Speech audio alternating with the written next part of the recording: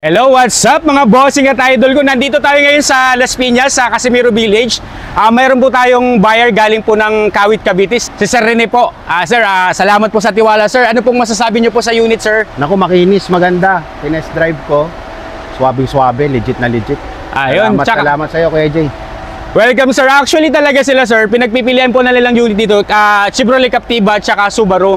So ngayon po, akala ko mahirapan silang pamili, pero hindi po sila nagkamali ng pinili dahil ito talagang kahit po ako kung tatanungin, best choice ko talaga to, talaga, tsaka iba yung datingan nito.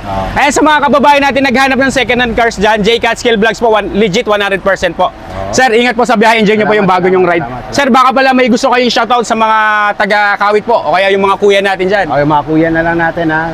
Ingat tayong lahat. Ayun, sakto po mga bossing, si seller po, si Boss June, kuya rin, tsaka si Sir Rene, kuya rin. Kaya small world talaga, kakita-kita yung mga kuya natin dyan. Sana maging kuya soon din ako. Ayun mga bossing, salamat po. Sir, salamat po, sir.